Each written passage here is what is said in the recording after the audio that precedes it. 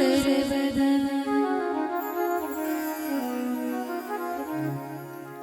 गुरुर्ब्रह्मा गुरुर्विष्णु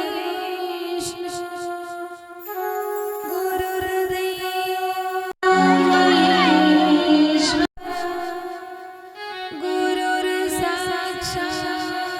परब्रह्म तस्मै श्री गुरुवे नमः।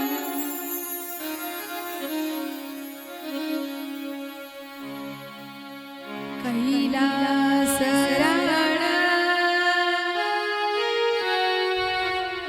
शिवचंद्रमौळी फणीन्द्रमाता मुकुटे झळाळी कारुण्य सिंधू भवदुःखहारी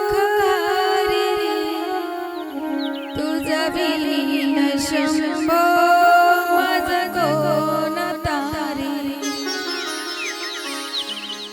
कर्पूर गौरम करुणावतारम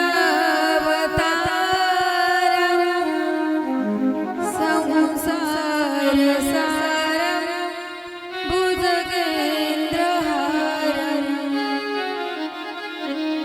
सदा वसंतं हृदयारविंदे भवं भवामि सहितं नमामि।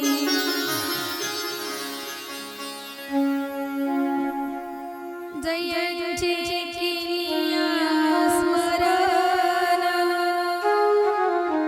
होय सकल विद्येचे अधिकरण तेची वंदू श्री चरण ते नमस्कारोणियतम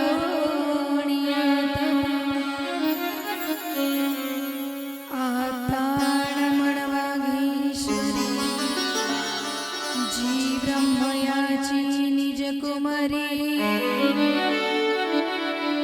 तिच्या चरण जेव्हा वारंवार मस्तक चरणी अपलितसे शरबिंदु समाकारे परब्रह्म स्वरूपिणी वासरा पीठ निलये सरस्वती नमस्तुते।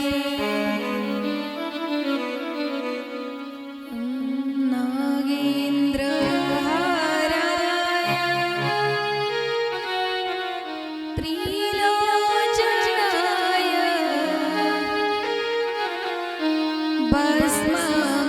भस्मांगरागाय महेश्वराय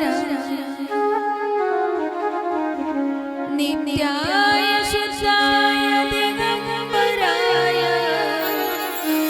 तस्मै नकाराय नमः शिवाय तस्मै नकाराय नमः शिवाय। सर्वमंगलमांगल्ये शिवे सर्वार्थसाधिके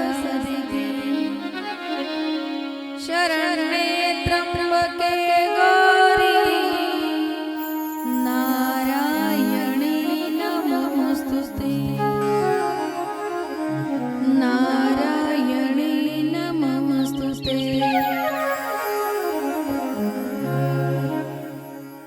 आओ जी पवन कुमार हमारी हरि कीरत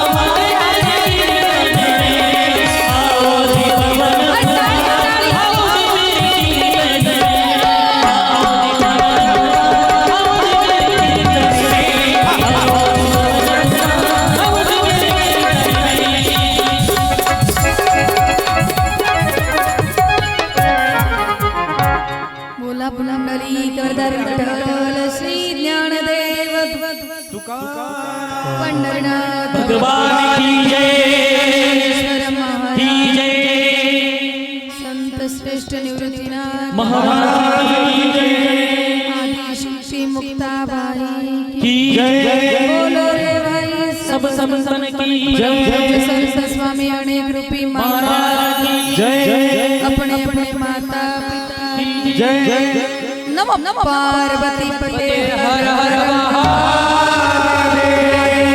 भगवान की जय।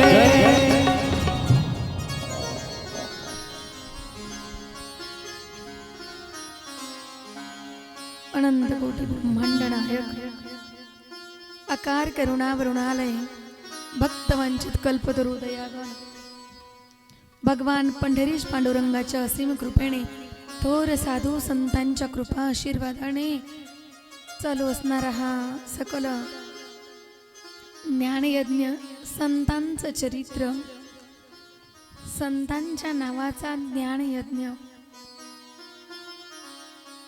संत हे देवापेक्षा सुद्धा वरचढ आहेत महाराज. संतांचं चरित्र आपण श्रवण करत आहोत आणि ह्या चरित्रामध्ये निश्चितच दुःख आहे, पण त्या चरित्रामधून आपल्या जीवनाचा उद्धार होण्याकरता ज्या कथा आपण ऐकतो तर त्यापुढे आपलं दुःख काहीच नाही. इतकं दुःख माझ्या संत महात्म्यांच्या जीवनामध्ये होतं. ज्या जनाबाई आईसाहेबांचं आपण काल कथा श्रवण केली, त्या जनाबाई नामदेव महाराजांच्या घरी राहिल्यात, नामदेव महाराजांच्या दासी म्हणून राहिल्यात. एक महिला संत म्हणून होऊन गेल्या माझ्या जनाबाई. त्यांनी त्या सुळाला हात लावलं आणि सुळाचं देखील पाणी व्हावं इतकी ताकद माझ्या जनाबाई आईसाहेबांमध्ये होती. किती ताकद आहे महाराज. नुसता हात लावावं त्याचं पाणी व्हावं याकरता आयुष्यभराची साधना, आयुष्यभराची तपश्चर्या फळाला आली आणि त्यानंतर हात लावल्यानंतर लोखंडाच्या सुळाचं पाणी व्हावं. महाराज किती अधिकार संपन्न माझ्या जनाबाई आणि त्यांचं चरित्र आपण ऐकतोय. दिव्य अलौकिक चरित्र जनाबाई आईसाहेबांचं. ज्या जनाबाई आईसाहेबांच्या गवऱ्या विठ्ठल विठ्ठल म्हणत होते महाराज. काय अधिकार आहे त्या जनाबाईचा.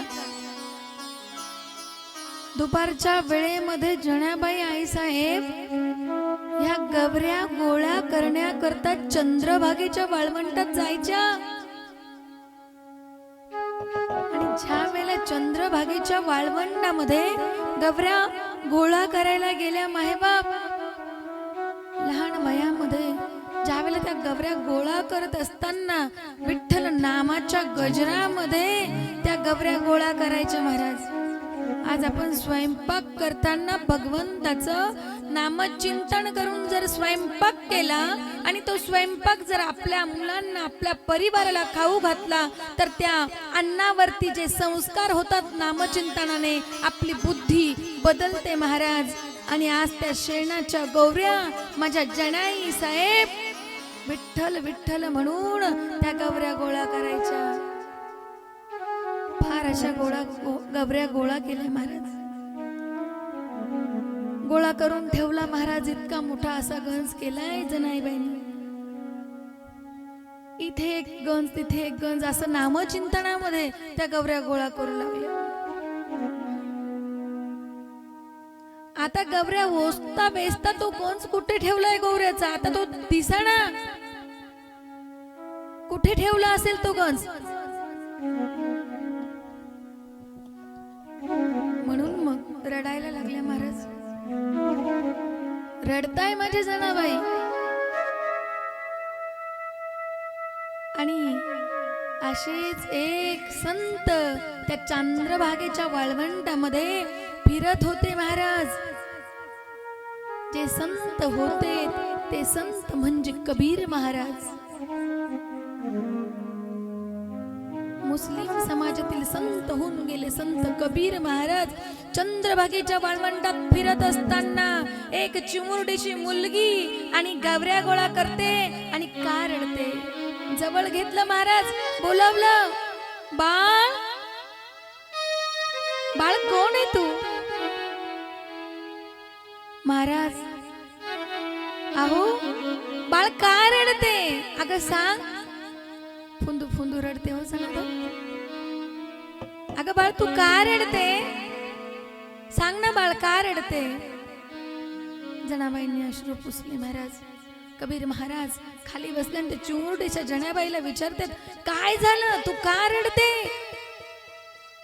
त्यावेळेला त्या जनाबाई आई साहेब सांगायला लागल्या, महाराज अहो असं घडलं, मी सगळ्या गवऱ्या जमा केल्या होत्या. ऐका ना, गवऱ्या जमा करून एका ठिकाणी ठेवल्या, तो माझ्या गवऱ्या चोरी गेल्या. कबीर महाराजांना विश्वास पटत नाही हो. कबीर महाराज म्हणतात, धन संपत्ती पैसा चोरी जाऊ शकतो, पण गवऱ्या कुठे चोरी जातील का? गवऱ्या चोरी जावा नाही, गवऱ्या चोरी जाणार नाही. बाळ बाळ तुझी काहीतरी चुकी झाली असती, गवऱ्या चोरी जाणार नाही. हो महाराज, माझ्या गवऱ्या चोरी गेल्या. कबीर महाराज विचार करताय, गवऱ्या कसं काय चोरी जातील? मग विचारलं, म्हटले बेटा तुला कस काय कळलं त्या गवऱ्या चोरी गेल्या? आणि मग तू ती गौरी कशी काय ओळखशील? ती गौरी तुझीच आहे, चल मी तुला शोधून देतो. कबीर महाराजांनी जावं, त्या गौरी जवळ जावं, त्या गौऱ्या शोधावा. महाराज अनेक गौऱ्या शोधावा, म्हणावा बेटा ही गौरी का तुझी? बाळा ही गौरी का? नाही, ही गौरी माझी नाही. मग तुझी गौरी ओळखायची कशी? ऐका ना, जनाबाई काय म्हणतात.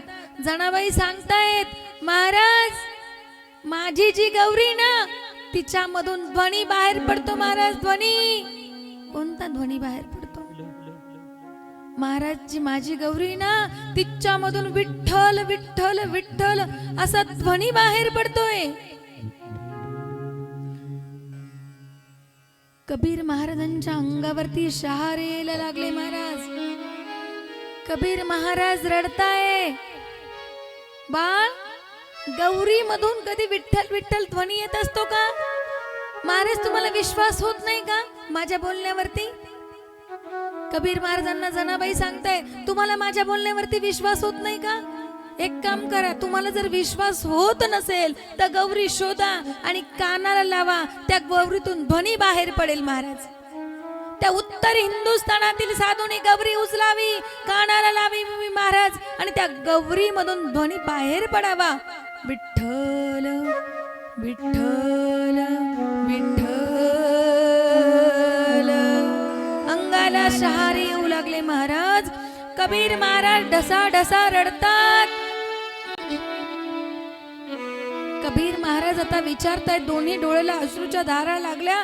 ज्या विटेवरच्या मालकाचं नाव एका गौरी मधून बाहेर यावा, कबीर महाराज हे शोधत होते. काहीची काय भक्ती असेल का जगाच्या मालकाचा आवाज तिच्या गौरी मधून येतोय? काय अधिकार संपन्न आहे ती, इतकी अधिकार संपन्न. तुझं नाव काय बाळा, तुझं नाव काय?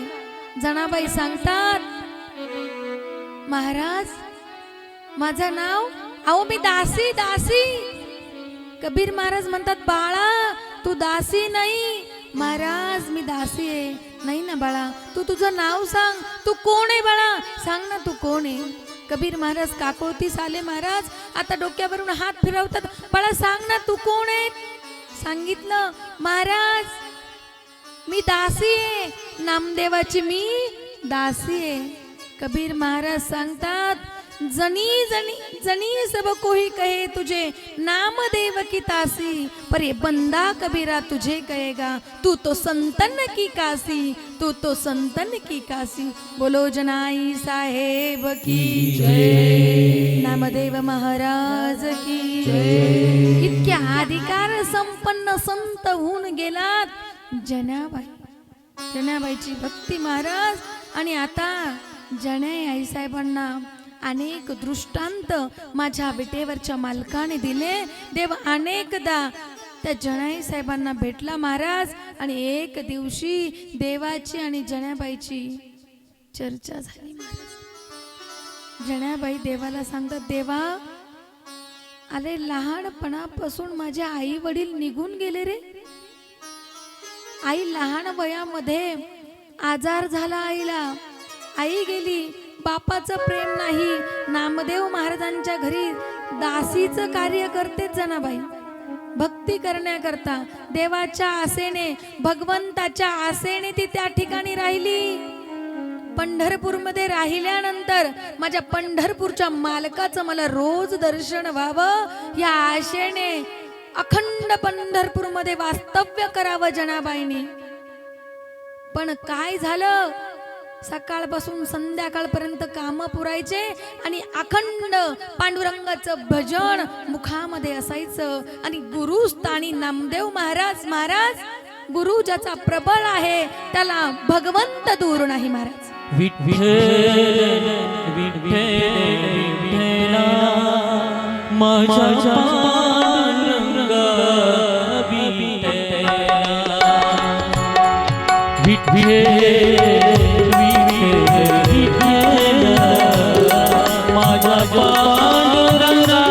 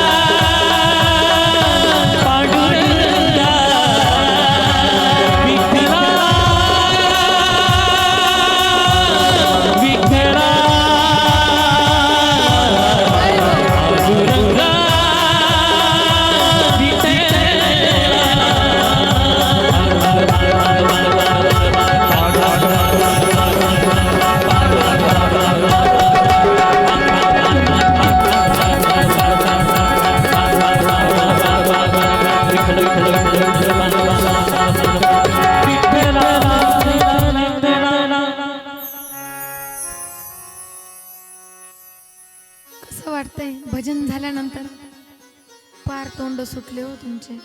पार थंडी वाजू लागली का? काही काहींनी तर पूर्ण असे हात असे गुंडळून आणले भाऊ. महाराज आले नाही, पण काल खुळे महाराज उपरण्याच्या आतमध्ये असे हात ठेवत होते आणि हात सुद्धा बाहेर काढत नव्हते. त्या पाहता आमच्या राऊतताई सुद्धा तसेच करतात, हात बाहेरच काढत नाही. पण भजन केल्यानंतर प्रारब्धात बदल होत असतो, मधून भजन केलं पाहिजे. हरी कृपे त्याचा नाश झाला, एका जनार्दनी भोग प्रारब्धाचा.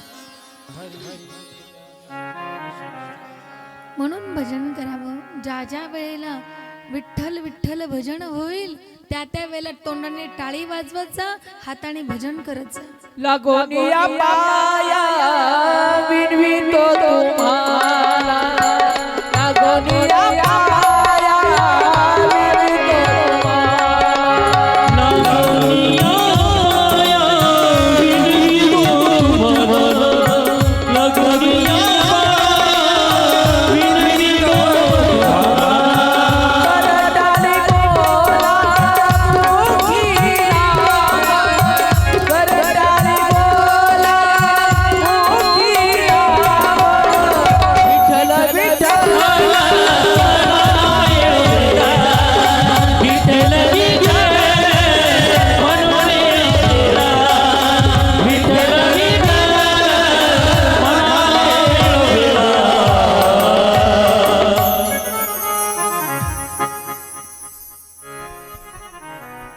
म्हणतात का आपण विठ्ठल विठ्ठल. विचार करा, सकाळपासून संध्याकाळपर्यंत भगवंताने सुंदर शरीर दिले, भजना करता दिले. किती वेळा आपल्या मुखामधून विठ्ठल विठ्ठल येतं. म्हणतो का आपण विठ्ठल विठ्ठल. मग राम राम महादेव, जेजुरीचं खंडेराया, जे आवडल ते म्हटलं पाहिजे. बरेच जण माणसं आहेत बघा, काही काही म्हातारे माणसं उठताना भगवंताचं नामचिंतन करतात, राम राम राम राम राम. पण बरेच काही जण आहेत ते उठताना सुद्धा अर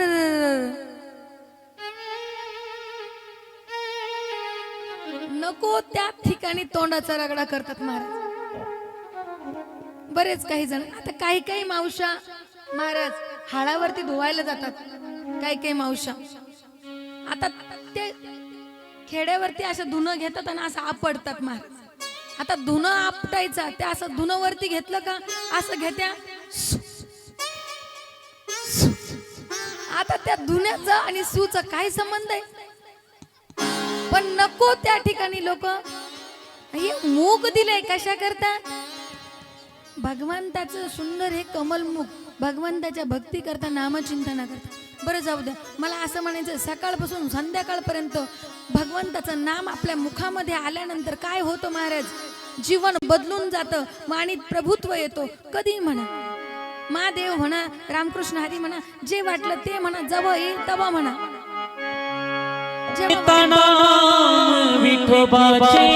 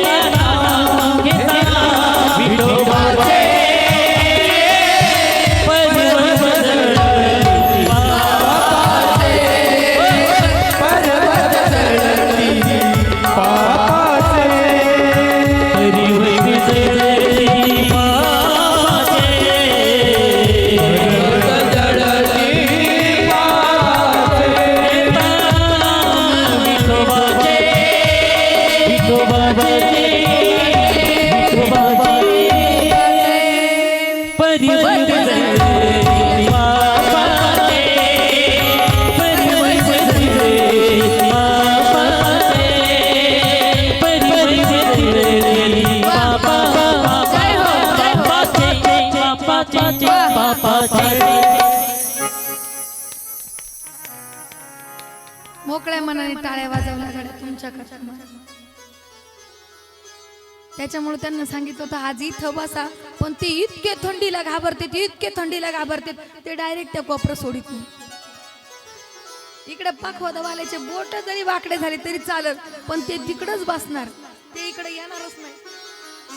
हा, थंडीला लय घाबरतात.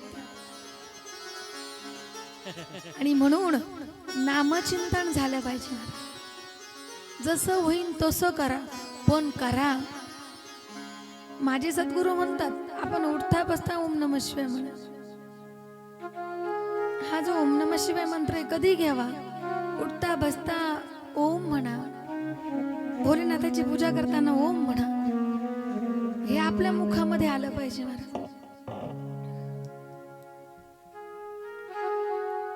काय सांगत होते? कथा कुठपर्यंत होती?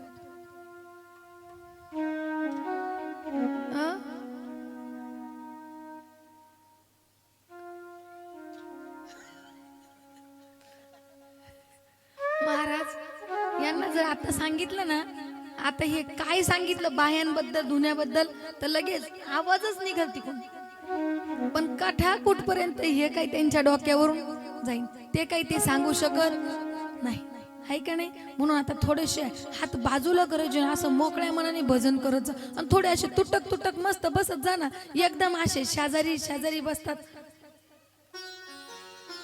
जसे काय तुम्ही कधी भेटलेच नाही गड्या, आहे का नाही?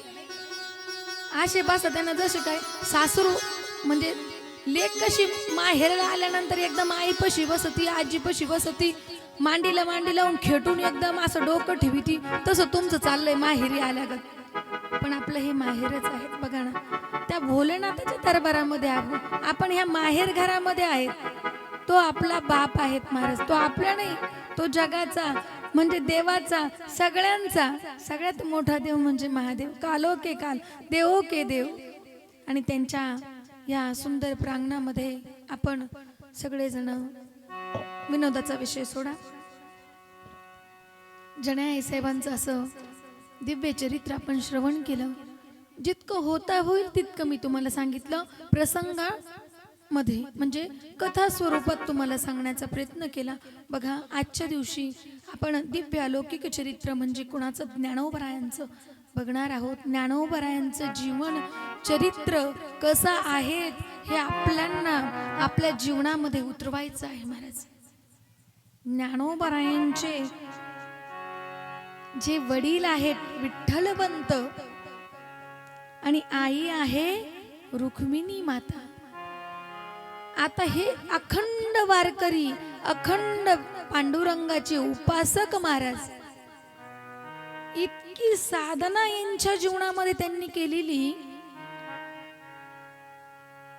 पण ही सगळी भगवंताचीच लीला असते. भगवंताच्याच इच्छेने सगळ्या गोष्टी होत असतात महाराज. त्याच्या इच्छेशिवाय काही होत नाही. काय आहेत जुन्या आजीबाया सांगायच्या की पाचीच्या दिवशी सटवाई येते आणि इथं कुंडली लिहून ठेवते आणि त्याचनुसार आपण जीवन व्यतीत करतो महाराज. त्यानुसार आपण जीवन जगतोय. आपण बालक असणारे आपण जीवनामध्ये जीवन जगेपर्यंत मरेपर्यंत काय करणार आहोत ते पाचीच्या दिवशी आपलं सगळं ठरलेलं असतं. किती आपण आयुष्यात येणार, काय करणार, किती दिवस राहणार आणि कधी निघून जाणार. रामायणामध्ये सांगितलं गेलेत महाराज, 2च मिनिटात तुम्हाला सांगेन. आयुष्य ची जी कुंडली ती आपले धागे दोरे जे लिहून ठेवलेले असतात ते इथं लिहून ठेवलेले असतात. पाचीच्या दिवशी सटवाई येते. रामायणामध्ये वर्णन आलेलं आहे का पाचीच्या दिवशी सटवाई येते आणि रावणाच्या मुलीची कुंडली लिहिते. कुणाची? रावणाच्या मुलीची कुंडली लिहिते. कोण? सटवाई. आणि ज्या वेळेला ती येते ना कुंडली लिहिण्याकरता, ते आतमध्ये प्रवेश करते, कुंडली लिहिते आणि पुन्हा बाहेर जाण्यासाठी निघते. आता ती सटवाई बाहेर जाते आणि रावण आत येतो. हा एकच त्यांचा वेळ असते. आता रावणाने सटवाईला विचारलं, सटवाई कुठे गेले होते? काही नाही म्हणले, तुम्हाला मुलगी झाली ना, तिची कुंडली लिहित होते. कोण म्हणे? सटवाई म्हणे. कोणाला? रावणाला म्हणे. रावणाने सांगितलं, कुंडली लिहिली का? त्या कुंडलीमध्ये काय? मग सटवाईने सांगितलं, आमच्याकडे फक्त लिहायचं काम आहे, वाचून घ्या तुमचे तुम्ही, वाचायचं काय आमच्याकडं नाही. मारे तर रावण होता तो. कोण कोण बोलत चला. कोण होता? रावण. रावण रावण रावण एकादशीच्या दिवशी खोटं बोलत नव्हता महाराज. कोण? हा, कळलं ना तुम्हाला? रावण एकादशीच्या दिवशी खोटं बोलत नव्हता. आणि आपण रावणाने सांगितलं सटवाईला, वाचून दाखव, अधिकार मोठा होता महाराज, तपश्चर्या साधना मोठी होती. सटवाई परत फिरल्या आणि जी कुंडली लिहिली होती ती कुंडली अशी हातामध्ये घेतली महाराज. कुंडली हातामध्ये घेतली, सांगितलं रावणाला, ऐका. काय सांगितलं? म्हणे तुमची जी मुलगी आहे ना, त्या मुलीचा विवाह तुमच्या दारामध्ये जो झाडलोट करणारा भंगी ना, त्या भंग्याशी होईल. रावण आपल्या आसनावरून उठून बसला. रावण म्हणे, कोण? माझी मुलगी रावणाची. कुणाशी लग्न? माझ्या दारात जो झाडलोट करणार आहे त्याच्याशी. कसं होईल? म्हणे मी रावण आहे. रावण काही करू शकतो. सांगायचं काय, त्याच्यात बदल होत नाही. कशामध्ये? इथं लिहिलेलं असतं त्याच्यात. म्हणे त्याच्यामध्ये काही बदल होणार नाही. सटवाईनी सांगितलं आणि सटवाई निघून गेली महाराज. आता तो जो मुलगा झाडलोट करणार होता त्याचं नाव होतं होणारच. रावणाने सांगितलं त्या सेवकांना, म्हणे एक काम करा, तो झाडलोट करणारा जो मुलगा आहे ना, त्या मुलाचे हात बांधा, पाय बांधा, माझ्याकडे घेऊन या. त्या बारक्या मुलाचे हात बांधले महाराज, पाय बांधले, असे घट्ट हातपाय बांधले आणि रावणाकडे घेऊन आले. ज्यावेळेला रावणाकडे आणलं, रावणाने सांगितलं, ऐका, याला काय करायला पाहिजे? प्रधानाने सांगितलं, याला काय करायचं म्हणजे याला जाऊ द्या म्हणले जंगलामध्ये, जिथं हिंसक प्राणी हा जिवंत राहणार नाही त्या ठिकाणी सोडा. रावणाची आता बुद्धी कशी होती महाराज, त्याने सांगितलं, म्हणले थांबा, तसं नाही करायचं. म्हणे काय करायचं? त्याचा अंगठ्या शेजारचं बोट कट करा आणि मग त्याला जंगलामध्ये नेऊन सोडा. महाराज त्या बारक्या पोराचं, छोट्याशा त्या होणारचं अंगठ्या शेजारचं बोट कट केलंय आणि त्याला जंगलामध्ये नेऊन सोडलंय. ज्या वेळेला जंगलामध्ये नेऊन सोडलं, ते बारीक छोटस बाळ, छोटस मुलगा, त्याला जंगलामध्ये सोडल्यानंतर आता हे रथ घेऊन पुन्हा त्या रावणाच्या महलामध्ये आले. ज्या वेळेला रावणाच्या महलामध्ये आल्यानंतर तिकडं त्या होणारतनी कसे बसे पाय सोडले महाराज, हात बांधलेले आहे, पाय सोडले आणि ते सोडलेले पाय घेऊन तो आता जंगलाच्या बाहेर निघायचा प्रयत्न करतोय. कोण? तो होणारत, तो भंग्याचा मुलगा. त्याने पाय सोडले. आता तो चालतोय, चालत चालत बाहेर गेलाय, म्हणजे जंगलाच्या त्या बाजूला गेलाय. जंगलाच्या त्या बाजूला एका राजाचं राज्य होतं. कोणाचं? एका राजाचं राज्य होतं. नुकतंच त्या राज्याचा राजा मरण पावला होता. काय झालं? राज्याचा राजा मरण पावला होता. आता हा आतमध्ये प्रवेश करणार, त्या राज्याच्या हा आतमध्ये प्रवेश करणार आणि तिकडं नेमकीच अशी प्रथा होती, राजा मरण पावला, जोपर्यंत दुसरा राजा गादीवर बसत नाही तोपर्यंत याचं प्रेत उठत नाही. आता हा आतमध्ये जायला तिकडं हत्तीच्या सोंडीमध्ये माळ दिली होती. तो हत्ती गावभर फिरला, हत्ती सोंडीत माळ घेऊन आला, हा वेशीतून प्रवेश केला, हत्तीने याच्या गळ्यामध्ये माळ टाकली. हा होता आधी होणारत, भंग्याचा मुलगा. आधी कोण होता? हा होणारत होता, हा भंग्याचा मुलगा होता. आता काय झाला? राजा झाला. बरोबर आहे ना? आधी होता भंग्याचा मुलगा, आता झाला हा राजा महाराज. आता हा मुलगा मोठा झाला, राजा वाढायला लागला, मोठा झाला महाराज. आता विचारायचंय का राजाचा थाट काय असतो? हत्ती, घोडे, पालखी अजिबात नाद नाही करायचं महाराज. राजा एकदम जबरदस्त. आता काय झालं, इकडे रावणाच्या मुलाचं लग्न ठरलं. लग्न ठरल्यानंतर आमंत्रण दिलं, देशोदेशीचे राजे यायला लागले. सगळ्या गावगावच्या राजांना आमंत्रण गेलं. शूरवीर सगळे राजे आले. कोणी हत्तीवरती, घोड्यावरती, पालखीवरती बसून सगळे यायला लागले. सगळे आल्यानंतर अशी सभा भरली. मंगल ज्या ठिकाणी विवाह होणार होतो ते सज्ज झालं. त्या ठिकाणी सगळेजण आल्यानंतर सगळे बसलेले होते महाराज. पूर्वीचा काळ असा होता, जिच्या हातून लग्न होणार होतं त्या नवऱ्या मुलीच्या हातामध्ये माळ दिली जायची.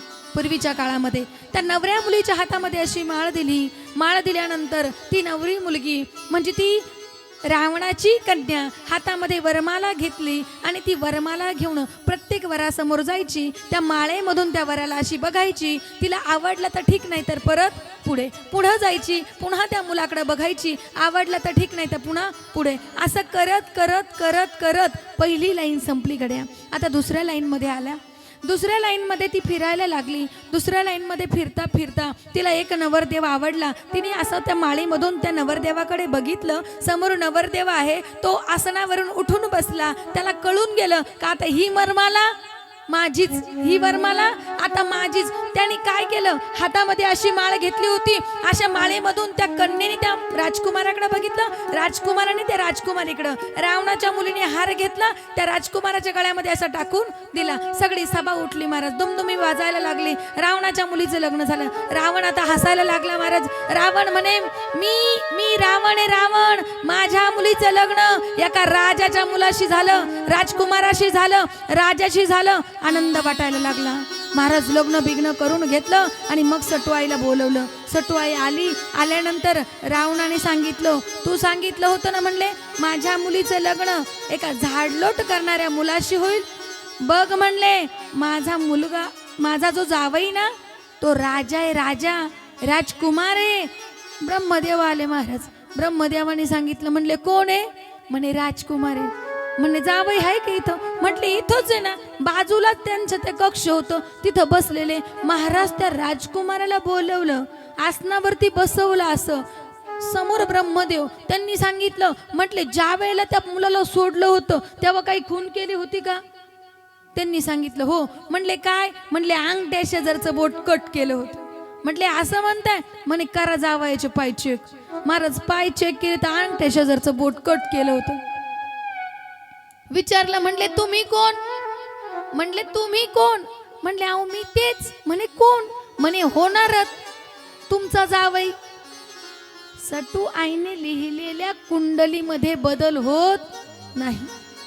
म्हणून जीवनामध्ये जे आपल्या कर्मामध्ये लिहिलंय ना महाराज, कर्मामध्ये बदल फक्त नामचिंतन करू शकतो.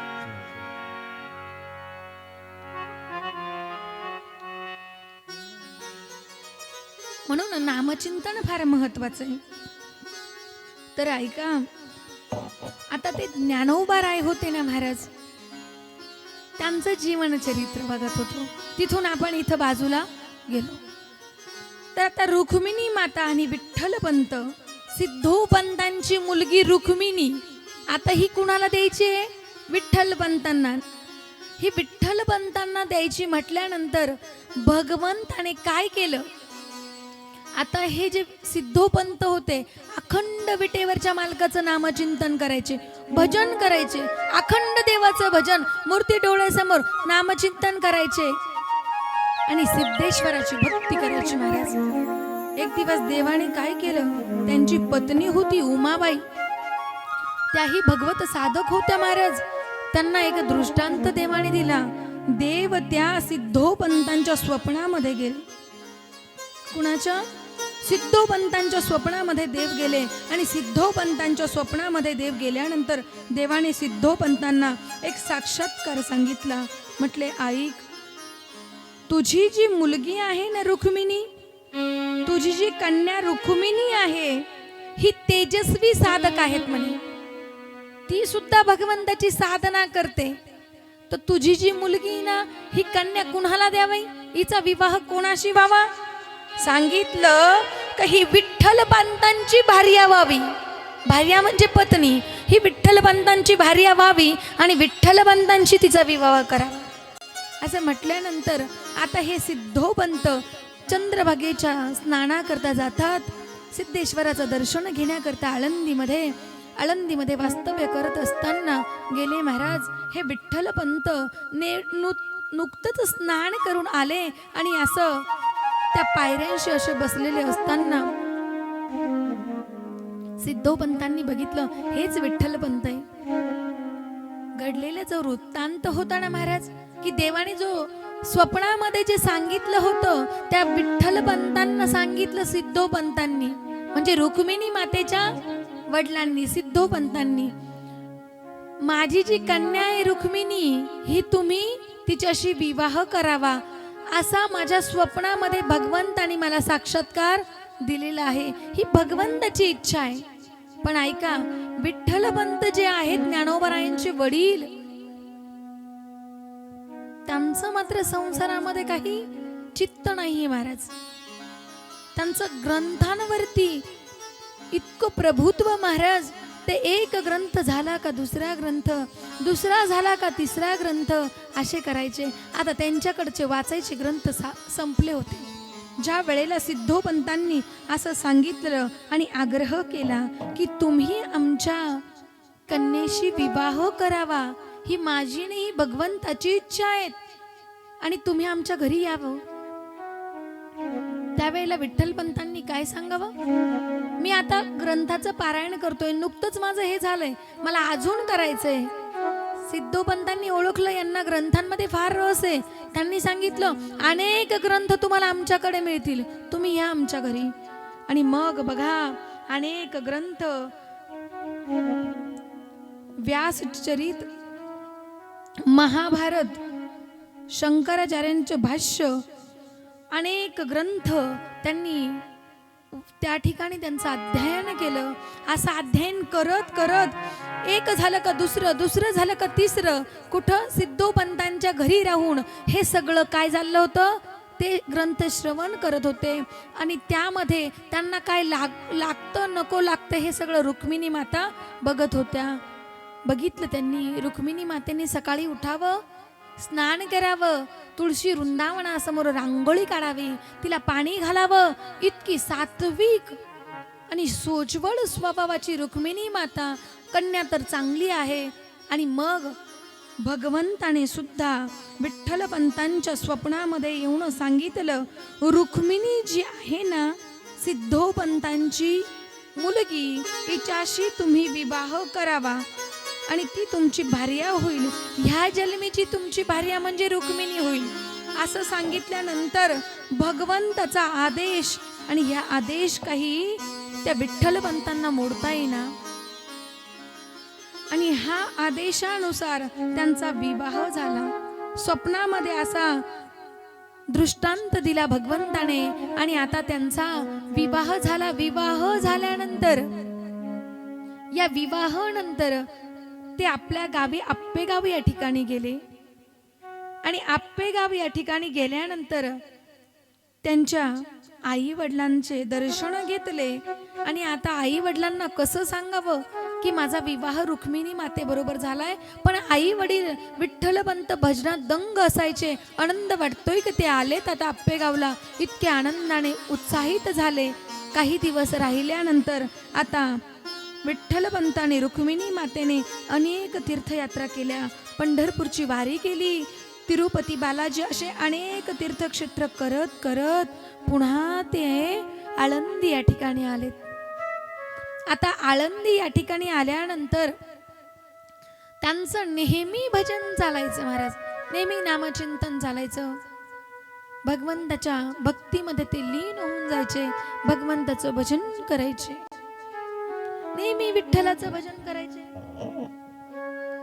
विठ्ठल माझा माझा माझा माझा माझा, जय हो. विठ्ठल माझा मी विठ्ठलाचा, माझा माझा माझा माझा माझा मी विठ्ठलाचा, विठ्ठल माझा माझा माझा माझा हे हे हे हे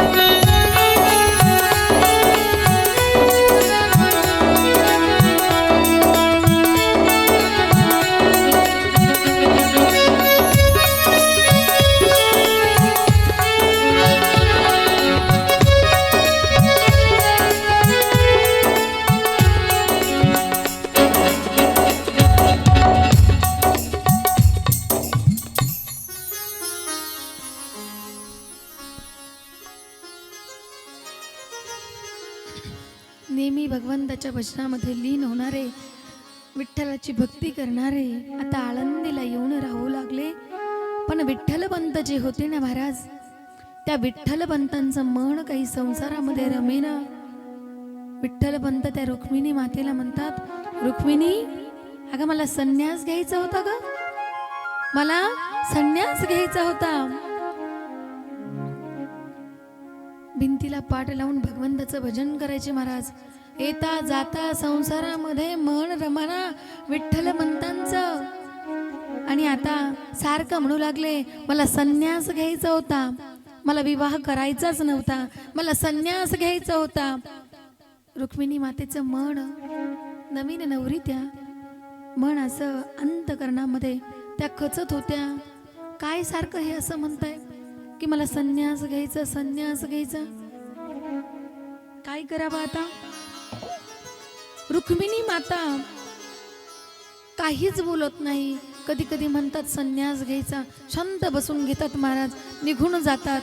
एक दिवशी फार दिवस झाले महाराज, सारखं त्यांचं संन्यास घ्यायचं, संन्यास घ्यायचा. एक दिवशी म्हणले, माझा संसारात अजिबात मन रमत नाही, मला संन्यास घ्यायचा होता. रागारागामध्ये रुक्मिणी माता म्हणले, जा आणि घ्या संन्यास, जा आणि घ्या संन्यास. म्हटल्यानंतर महाराज त्या क्षणी म्हणले, मला परवानगी मिळाली आणि निघून गेले. आळंदी सोडली महाराज आणि काशी क्षेत्री पोहोचले. रामानंद स्वामींचा आश्रम, त्या रामानंद स्वामींच्या आश्रमामध्ये हे विठ्ठलपंत जातात. आणि विठ्ठलपंत या रामानंद स्वामींच्या आश्रमामध्ये गेल्यानंतर रामानंद स्वामींना सांगतात, गंगेच्या किनाऱ्यावरती रामानंद स्वामींचा मठ, दर्शन घेतलं, नतमस्तक झाले. स्वामींना सांगतायत, मला मार्गदर्शन करावं, माझं सद्गुरू व्हावं तुम्ही. ज्ञानोबरायांचे वडील विठ्ठलपंत सांगतायत की तुम्ही माझे मार्गदर्शक व्हावे, तुम्ही माझे सद्गुरू व्हावे. महाराज मला संन्यास दीक्षा घ्यायची. त्यांनी विचारलं, तुम्हाला कोणी जोडीदार नाही? म्हटले, मला कोणीच जोडीदार नाही आणि तुम्ही मला ईश्वर भक्तीचा मार्ग द्या आणि ते उत्तर माझं मला मिळावं, म्हणून मला संन्यास दीक्षा घ्यायची. यांच्या आग्रहास्तव सद्गुरूच्या अनुग्रहाशिवाय, मार्गदर्शनाशिवाय ईश्वराची प्राप्ती होत नाही, म्हणूनच मला संन्यास दीक्षा घ्यायची. रामानंद स्वामींनी विठ्ठलाच्या मुखावरती ईश्वराची भेटीची आतुरता बघितली आणि ह्या आतुरतेकडून बघून आळंदीची स्थिती काय वर्णन करावी महाराज. जे सिद्धूपंत उमादेवी चिंताग्रस्तामध्ये आहेत. जावई कुठे गेले महाराज? चिंताग्रस्त झाले. रुक्मिणी माता रडू लागल्या महाराज, डोळ्यातलं पाणी आटना. दुःख कुणाला सांगावं महाराज, इतकं दुःख आहे, कुणाला सांगावं, कुणापाशी बोलावं आपलं दुःख. म्हणून सिद्धेश्वराच्या मंदिरामध्ये रुक्मिणी मातेनं जावं आणि त्या सिद्धेश्वराला सांगावं, देवा अरे तूच माझा कैवारी हो, कुठं आहेत माझे मालक, त्यांना तू परत पाठव. डोळ्याचं पाणी रुक्मिणी मातेचं तुटाना महाराज. अनेक दिवस निघून जातात. परमेश्वराकडं त्या मागणं मागतात, चिंतेमध्ये राहतात. असे अनेक दिवस निघून गेल्यानंतर रुक्मिणी मात्या काही त्या प्रसंगातून बाहेर येत नाही. रुक्मिणी माता त्या प्रसंगातून बाहेर येत नाही. इकडं विठ्ठलपंतांनी संन्यास दीक्षा घेतली महाराज आणि आता त्या संन्यास दीक्षेमध्ये, आता त्या नामचिंतनामध्ये त्या रुक्मिणी मातेच्या पतीला म्हणजे विठ्ठलपंतांना इतका आनंद वाटू लागला महाराज. नामचिंतन करायचे महाराज, त्या नामचिंतनामध्ये दंग होऊन जायचे. ते नामचिंतन करता करता कधी मला भगवंत भेटेल हे आतुरता त्यांच्यामध्ये झळकत होती महाराज. आणि ही आतुरता घेऊन भगवंताच्या नामामध्ये लीन होत होते. इकडे रुक्मिणी माता, सिद्धोपंत, उमादेवी सगळीकडे शोध चालली महाराज. अनेक ठिकाणी तपास करून लागले पण कुठेही ते विठ्ठलपंत भेटाना. आता काय करावं, जावायला कुठं शोधावं? आपली नवतारणी मुलगी कुणाच्या भरोशावर सोडावी? आणि मुलगी, आई आणि वडील हे आळंदीमध्ये राहत असताना सिद्धेश्वराची भक्ती करत होत्या रुक्मिणी माता. रुक्मिणी माता भक्ती करत असताना त्या अश्वाला इतक्या प्रदक्षिणा करायच्या महाराज, इतक्या प्रदक्षिणा करायच्या. सकाळी उठायच्या, सिद्धेश्वराच्या मंदिरात जायच्या, हनुमंतरायाच्या मंदिरात जायच्या, चंद्रभागेवरती जायच्या महाराज. असा नित्य नियम असायचा. दिवसभरामध्ये दुपारपर्यंत पोटामध्ये अन्नाचा कण नाही अशी त्यांची दिनचर्या असायची. अनेक दिवस उलटून जातात आणि अनेक दिवस उलटून गेल्यानंतर एक दिवशी चंद्रभागेच्या वाळवंटा इंद्रायणीवरून त्या हनुमंतरायाच्या मंदिरामध्ये जाण्याकरता निघाल्या. हनुमंतरायाच्या मंदिरामध्ये एक असे संत त्यांचे साधक बसलेले होते. मारुतीच्या देवळामध्ये त्या साधकांना बघितलं. रुक्मिणी मातेच्या आईवडिलांचे संस्कार आहेत. कोणी साधू बघितले, कोणी संत बघितले तर चरणावरती नतमस्तक झालं पाहिजे, चरणावरती डोकं ठेवलं पाहिजे, लीन झालं पाहिजे. म्हणून रुक्मिणी मातेने त्या संतांच्या, त्या साधूच्या चरणावरती ज्या वेळेला नतमस्तक झाले, नतमस्तक होताना साधूचं लक्ष त्यांच्या डोक्यावरच्या पदराकडे गेलं, साधूचं लक्ष त्यांच्या कपाळावरच्या कुंकवाकडे गेलं. खाली वाकल्या आणि आशीर्वाद मिळाला. पुत्रवती भव, सौभाग्यवती भव, पुत्रवती भव, सौभाग्यवती भव. उठल्या महाराज. म्हणले महाराज, हा आशीर्वाद ह्या जन्मीचा का पुढच्या जन्मीचा? अंगावरती काटे येतील महाराज. ज्या स्त्रीचा पती संन्यास घेतलेला आहे, कुठे भेटत नाही, शोध केली, आता कुठे मिळाना, म्हणून विचारताय महाराज हा आशीर्वाद कोणत्या जन्मीचा दिला? रामानंद स्वामी होते महाराज. ते साधू म्हणजे दुसरे तिसरे कोणीही नाही. गंगेच्या किनाऱ्यावरती त्यांचा आश्रम, अखंड भगवंताची सेवा. आणि तपस्वी साधक जे रामानंद होते ते रामेश्वरला तीर्थयात्रा करण्याकरता निघाले. आणि त्या आळंदीमध्ये आल्यानंतर त्या मारुतीच्या देवळामध्ये ह्या रुक्मिणी मातेला त्यांनी आशीर्वाद दिला. रुक्मिणी मातेला आशीर्वाद दिला. रुक्मिणी माता विचारते, स्वामी सांगा ना महाराज हा आशीर्वाद कोणत्या जन्मीचा? कोणत्या जन्मीचा म्हणजे ह्याच जन्मीचा आशीर्वाद आहे. हसायला लागले महाराज. पुत्रवती भव म्हणताय महाराज, पती कुठे गेले? फार दिवस झाले हो, अजून मिळाना. साधू संतांना घडलेली सगळी वृत्तांत सांगितलं रुक्मिणी मातेनं. आणि रुक्मिणी मातेनं त्या साधूंना, त्या रामानंद स्वामींना आपल्या बरोबर घ्यावं आणि बरोबर घेऊन त्यांनी आपल्या घरी यावं. संतांचे, साधूचे पाय, चरण आपल्या घराला लागावे म्हणून सिद्धोपंत आणि उमादेवी हे सुद्धा अगदी आनंदित झाले. त्यांना हातपाय धुण्यासाठी पाणी दिलं महाराज. बसण्याकरता आसन टाकलंय. पंचपक्वानाचं जेवण केलंय महाराज. उदबत्ती, अगरबत्ती आणि दिवा लावलाय सुगंधित असा अन्नाचा आता स्वाद येतोय महाराज. पोटभर जेवण केलं. जेवण केल्यानंतर आता आई वडिलांशी बोलायला लागले. कोणाच्या? रुक्मिणी मातेच्या आई वडिलांशी बोलायला लागले. आणि रामानंद स्वामी सांगतात का कुठं गेले तुमचे जावई आणि आता ते कसे होते दिसण्याकरता? म्हणून मग सांगायला लागले महाराज दिसण्याकरता कसे आहेत. ह्या सगळ्या खानाखुणावरून समजलं का म्हटले नक्कीच आपल्या आश्रमामध्ये किती दिवस झाले तुमचे जावई जाऊन? हा, आपल्या आश्रमामध्ये एक संन्यास दीक्षा घेतलेली आहे. नक्की तेच आहेत का? यांना दाखवायला घेऊन जाऊ.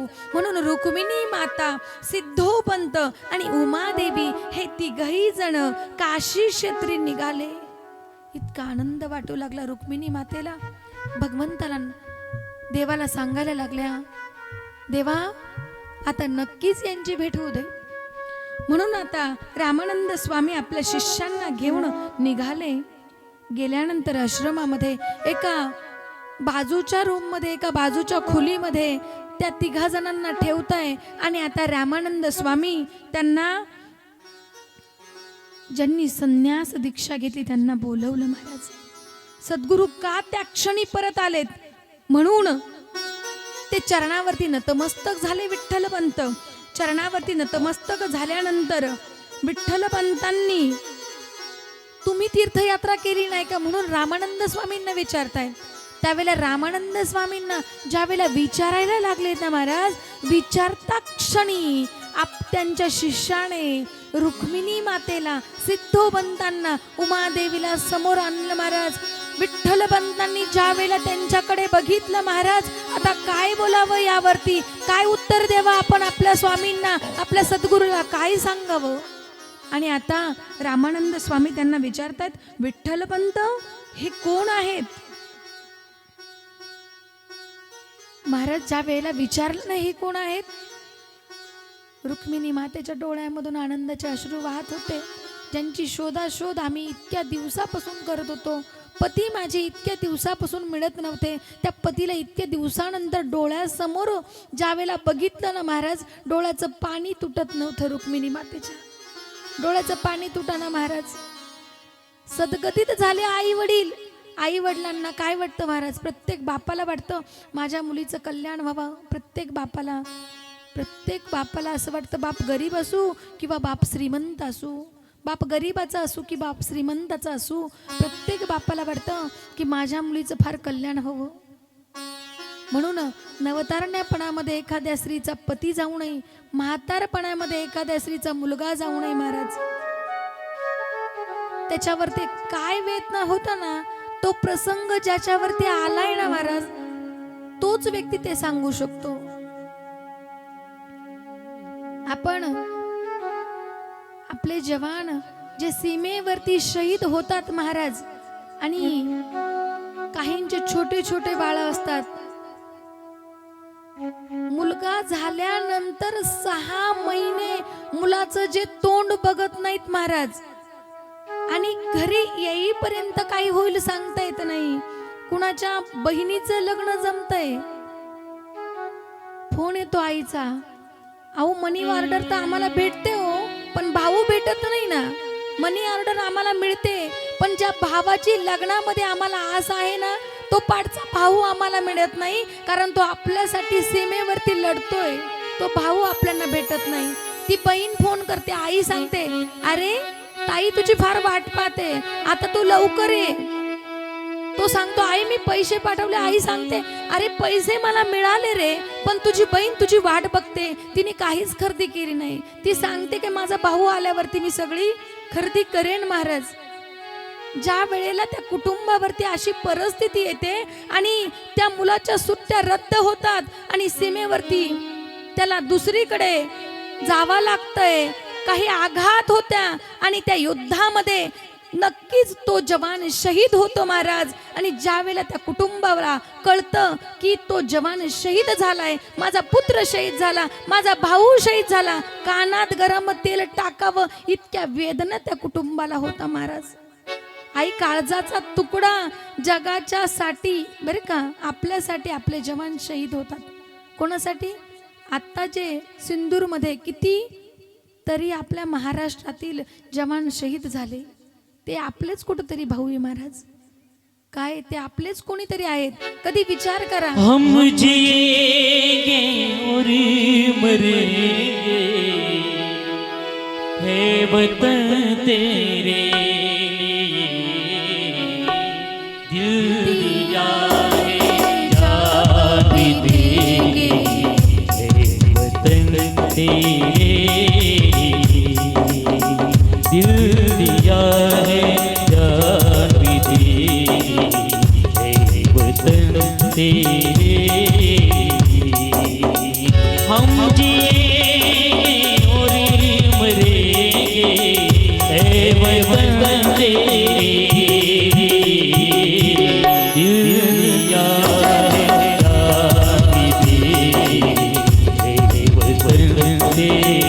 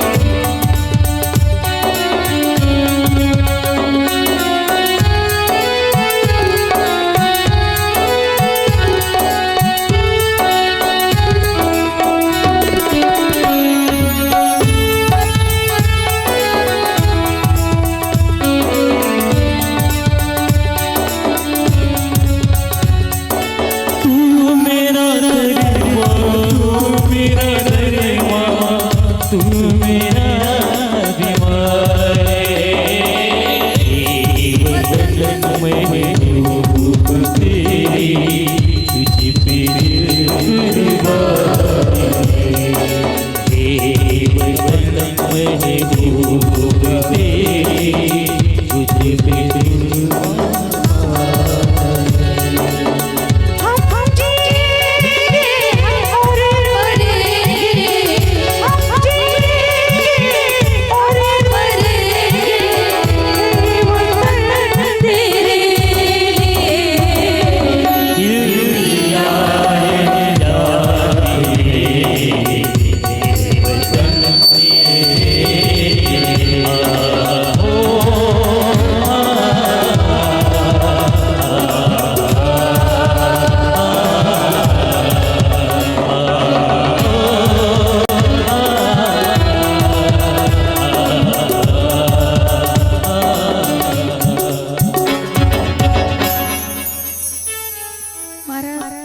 ज्यावेळी ते सीमेवरती तो जवान असतो ना, जम्मू काश्मीर सारख्या ठिकाणावरती ज्या वेळेला ड्युटी लागते महाराज, त्यावेळेला त्या ठिकाणावरती काही दिवस अशी परिस्थिती येते ना की 2-2, 3-3 दिवस अन्न मिळत नाही.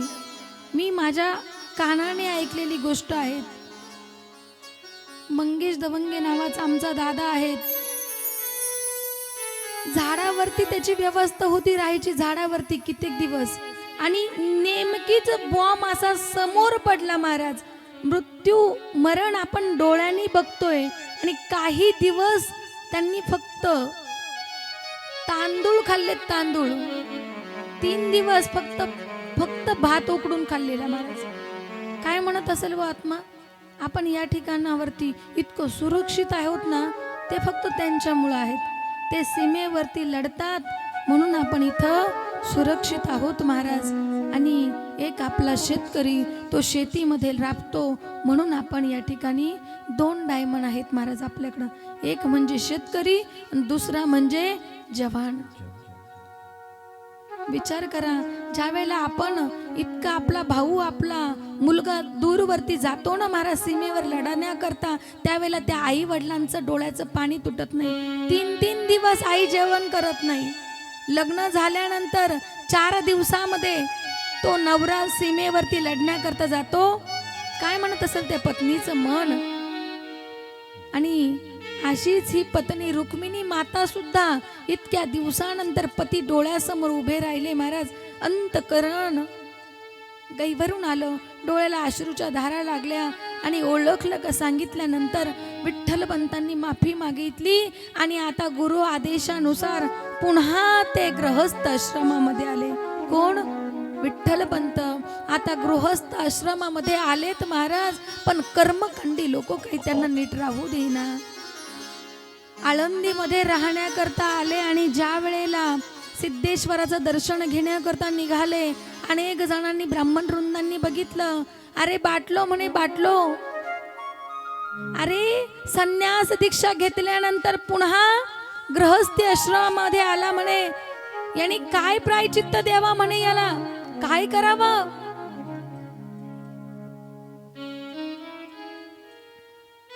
संन्यास दीक्षा घ्यायची आणि पाप करायचं.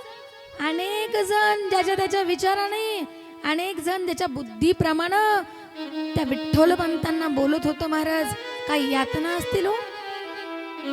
गृहस्थ आश्रम स्वीकारलं, अनेक जणांची माफी मागितली. आता काय करावं म्हणून अनेक पुराण चालले महाराज, याचं उत्तर भेटना. आणि आता प्रायचित्त काय घ्यायचं म्हणून एका ग्रंथात एक पुरावा सापडला, आणि ते प्रायचित्त घ्यायला सुरुवात केली महाराज. अनेक दिवस ते प्रायचित्त घेतल्यानंतर संन्यास आश्रम घेतला होता, पण गृहस्थी आश्रमामध्ये आले. प्रायचित्त झालं महाराज. आता आळंदीमध्ये राहू देईना महाराज. काय करावं म्हणून सिद्ध बेटावरती राहण्याकरता त्या जंगलामध्ये अशी एक झोपडी बनवली महाराज. त्या झोपडीमध्ये ते राहू लागले महाराज. त्या झोपडीमध्ये राहत असताना काहीच नव्हतं, फक्त अशी एक झोपडी बनवली. त्यामध्ये त्या झोपडीच्या बाजूने अशा काड्या लावल्या, वरतून असं झप्पर आहेत, आणि त्याच्यावरती एक काळा पाषाणाचा दगड रुक्मिणी मातेने धुतला, आणि त्या काळ्या पाषाणाच्या दगडावरती आईकडून आलेली एक बाळकृष्णाची मूर्ती होती. ती बाळकृष्णाची मूर्ती ठेवली महाराज. सुंदर अशी कुटिया सजवली. त्या कुटियामध्ये 2 जण राहू लागले. कुटियामध्ये राहत असताना अनेक जण त्यांना छळ करू लागले महाराज. अनेक दिवस छळ होऊ लागला आणि पण जीवनामध्ये भगवत भक्ती कधी थांबली नाही. भगवत भक्ती करत करत करत करत भगवंताने त्यांना एक दृष्टांत दिला की तुम्ही सिद्ध बेटावर राहत असताना जे वडाच्या वृक्षाजवळ तुम्ही राहाल तर बघा एक जो संदेश मिळाला भगवंताच्या भक्तीमधून की भगवंताचे अवतार त्यांच्या पोटी येणार आहेत. जो संदेश मिळाला महाराज त्या संदेशामधून सुंदर अशी कुटिया तयार केली महाराज. दारासमोर तुळशी वृंदावन आहे. एक गाय पाळली, तिला एक गायचा गोठा केला. असं करत करत छान असं चालू लागला संसार. आणि त्या संसारामध्ये चालत असताना आता रुक्मिणी माता यांना गरोदर राहिल्या, म्हणजे यांना दिवस राहिले महाराज. आणि अनेक दिवस भगवंताच्या भक्तीमध्ये, गोपाळ कृष्णाच्या भक्तीमध्ये, विठ्ठलाच्या भक्तीमध्ये दिवस जाऊ लागले. आणि असं करता करता रुक्मिणी मातेचे दिवस भरत आले. आणि रुक्मिणी मातेचे दिवस भरत आले महाराज. आणि तो दिवस उजाडला माघ वद्य प्रतिपदा शालीन महान 1195 रोजी एक पुत्राचा जन्म झाला. त्याचं हृदय ऐकायला येऊ लागलं, रडणं ऐकायला येऊ लागलं महाराज. आणि ज्या वेळेला रडणं कानावरती पडलं विठ्ठलपंतांना आनंद वाटू लागला महाराज. आणि म्हणून मग मधी जाऊन बघितलं, बाळाला घेतलं महाराज तर डाव्या हातावरती त्रिशूल होतो महाराज. आणि तो अवतार म्हणजे निवृत्तीरायांचा. बोलो निवृत्तीनाथ महाराज की जय. आणि आता निवृत्तीनाथ महाराज म्हणजे शांत स्वभावाचे महाराज. सदाशिवाचा अवतारे अवतार सदाशिवाचा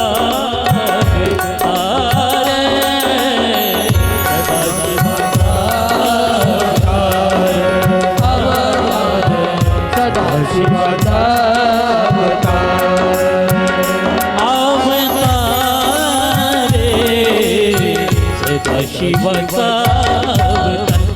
शिवाचा सदा शिवाचा अवतार अवतार शिवाचा अवतार अवतार शिवाचा स्वामी निवृत्ती दातारा स्वामी निवृत्ती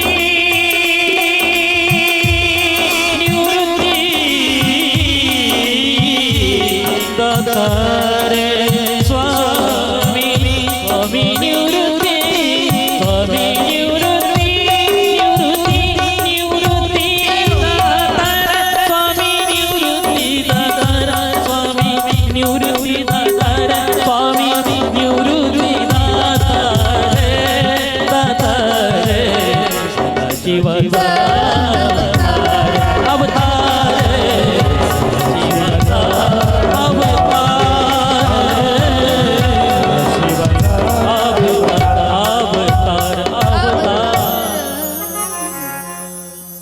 आणि आजचा हा सदाशिवाचा अवतार स्वामी निवृत्ती दातार निवृत्तीरायांचा अवतार प्रगट झाला. शांत स्वभावाचे निवृत्तीराय देखता देखता 2 वर्षाचे झाले महाराज. आणि पुन्हा कृष्ण अष्टमीला श्रावण महिन्यामध्ये धोधो पाऊस सुरू होता महाराज. तिकडे रावळामधून श्रीकृष्ण गोविंद हरे मुरारी हे नाथ नारायण वासुदेव असा आवाज त्या रुक्मिणी मातेच्या कानावरती येऊ लागला. आणि त्याच रात्री त्या रुक्मिणी मातेने शक्य 1997 साली माऊलीने इहलोकावरती पाऊल ठेवले. आणि त्या लेकराचं नाव ठेवलं ती म्हणजे जगाची माऊली ज्ञानेश्वर महाराज. महाविष्णूचा अवतार सका माझा ज्ञानेश्वर महाविष्णूचा अवतार सका माझा ज्ञानेश्वर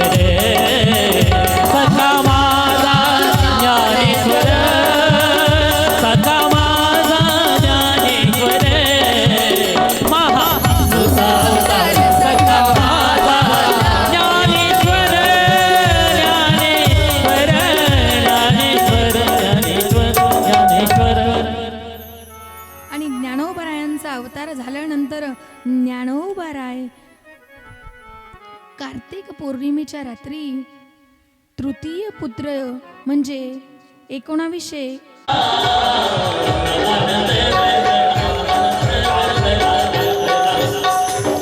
तीन अवतार साक्षात भगवान परमात्मा या विठ्ठल रुक्मिणींच्या संसारामध्ये आनंदाचं वातावरण प्रसरलं होतं महाराज. तितक्यात दुःखाची चाहूल आली महाराज. रुक्मिणी मातेंचे वडील सिद्धोपंत यांना देहांत यांना देवाज्ञा झाली महाराज. आणि देवाज्ञा झाल्यामुळे रुक्मिणी मातेचं रडून रडून आकांत झाला. त्यांना लहान बाळ घेऊन जाता येईना. शेवटचा चेहरा बघितला नाही वडिलांचा. विठ्ठलपंत गेले महाराज. पण ह्या लोकांनी या कर्मकांडांनी त्यांना जवळ देखील येऊन दिलं नाही. आणि अनेक दिवस निघून जातात आणि त्यानंतर मग दुःख सावरून संसाराला लागल्या पुन्हा रुक्मिणी माता. आणि मग आश्विन शुद्ध प्रतिपदेला नवरात्रामध्ये ब्रह्मचित्कला जगदजननी जगदंबा म्हणजे मुक्ताबाई आदिशक्ती मुक्ताबाई आदिशक्ती मुक्ताबाई आदिशक्ती मुक्ताबाई आदिशक्ती मुक्ताबाई आदिशक्ती मुक्ताबाई आदिशक्ती मुक्ताबाई आदिशक्ती मुक्ताबाई आदिशक्ती मुक्ताबाई दाशिजनी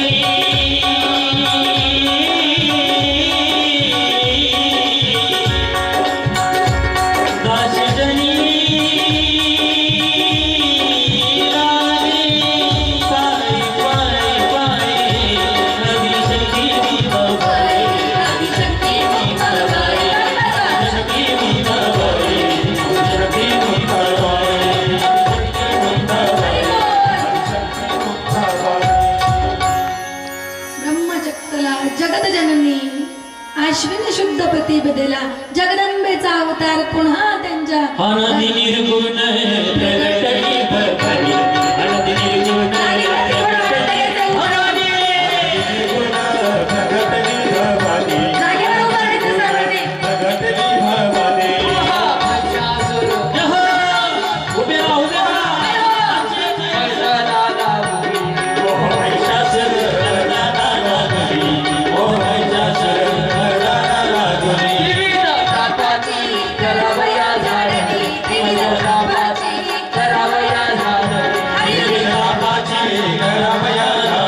विविध तापाची करावया झाडली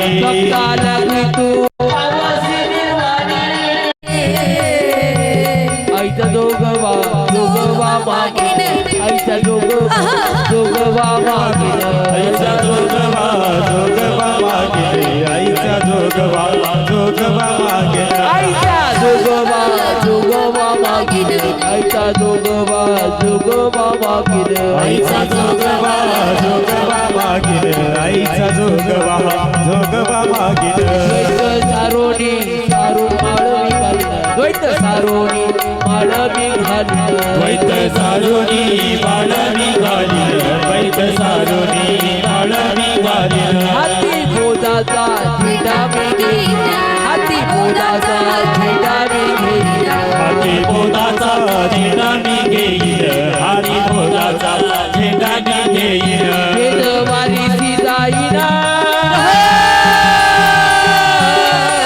अंबिका माता की जय दोघवा मागे आईचा दोघवा मागे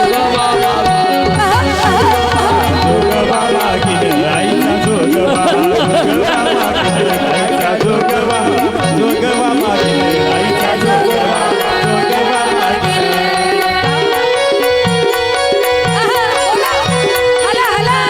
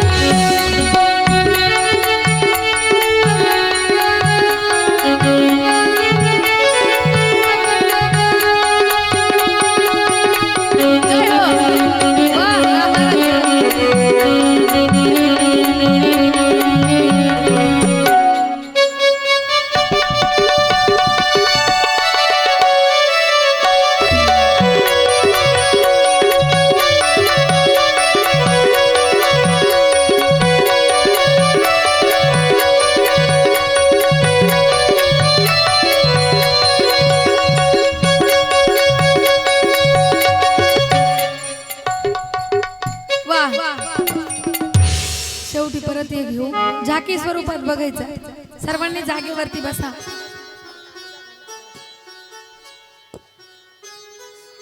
आदेश.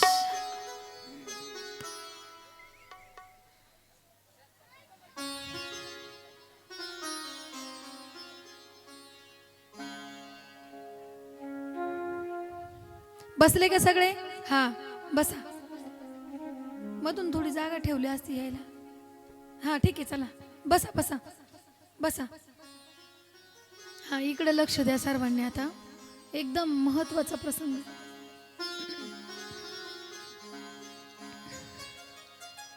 ब्रह्मचित कला आदिमाया जगत जननी अवताराला येते महाराज.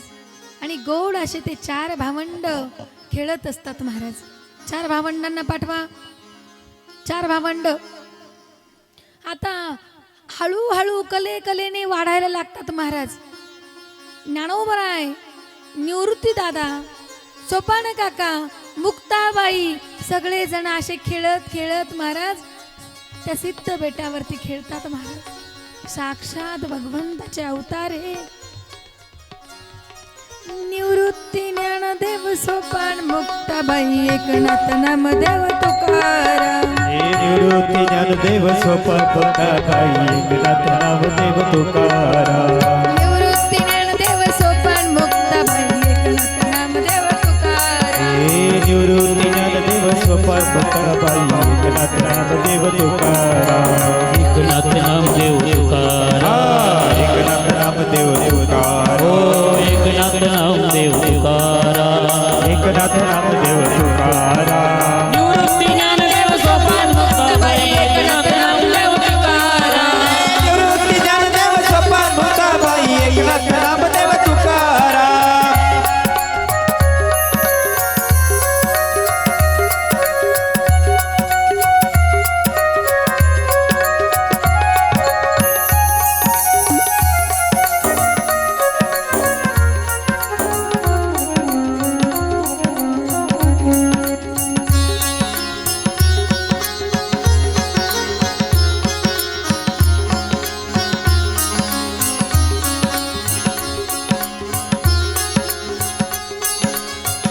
हे 4 भावंड खेळत असताना महाराज या कुटुंबाला नजर लागली महाराज. अनेक ठिकाणी जातात. अरे तुम्ही संन्यासाची पोरे असं भिनवतात महाराज. आणि पोरं नाराज होतात महाराज. अनेक दिवस व्यतीत होतात.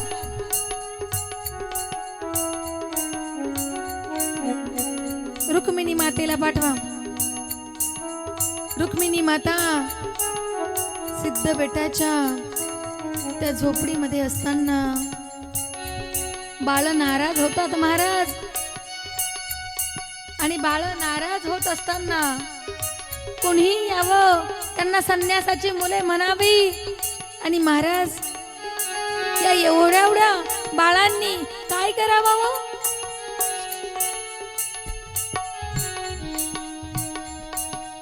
रुक्मिणी माता त्या कान्हाला समोर घेतात महाराज.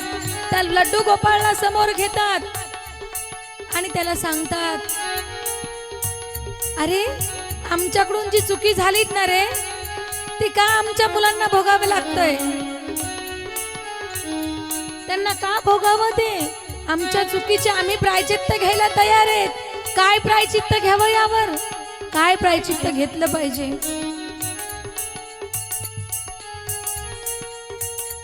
विठ्ठलपंत अनेक पुरावे शोधतात महाराज. कुठेही काही पुरावा भेटत नाही हो.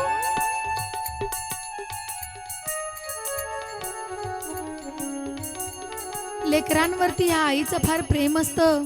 रुक्मिणी माता त्यांना गोंजरताय. आणि मुक्ताबाई सगळ्यात लहान आहेत. मुक्ताबाई सगळ्यात छोट्या आहेत महाराज. त्या रुक्मिणी मातेच्या अंगावरती असतात. या रुक्मिणी मातेच्या अंगावरती असणाऱ्या मुक्ताबाईला हाताने जेवण भरवावं लागतं महाराज. खाली बसते महाराज. आईच्या मांडीवरती डोकं ठेवते. एका साईडने मुक्ताबाई, एका साईडने सोपान काका. ज्ञानोबराय नामदेवराय थोडे समजदार आहेत महाराज, पण सोपान काका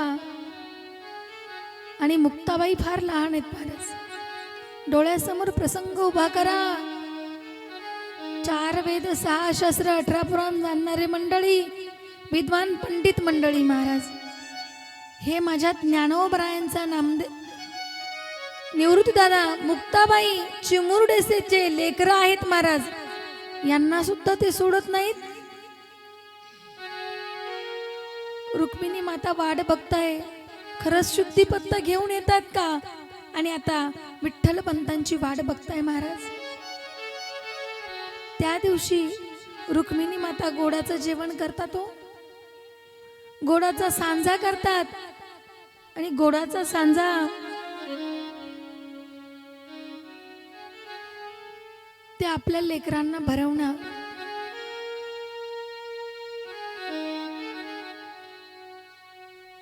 बरेच शुद्धीपत्र आणले महाराज. बराच वेळ निघून जातो, कोणी काही सांगत नाही. आपल्या हाताने जेवण भरवतात. काय करावं? कोणीतरी काहीतरी सांगावं. कोणीच काही सांगत नाही. म्हणून कोणीतरी म्हणतं, याच्यावर काय प्रायचित्त आहे? काय प्रायचित्त आहे? अहो प्रायचित्त म्हणजे काय? देहांत प्रायचित्त. ज्या वेळेला देहांत प्रायचित्त कानामध्ये आवाज येतो महाराज, सहन होत नाही तो. रुक्मिणी मातेचे डोळे डगबगतात. माझे लेकर, इवलेशे लेकरे तो माझे. देहांत प्रायचित्त कसं घ्यावं? गोडाधोडाचं जेवण बनवलंय महाराज. विठ्ठल पंतांची वाट बघताय. तितक्यामध्ये काशीवरून विठ्ठल पंत ते आपल्या झोपडीकडे निघतात महाराज. येत आहे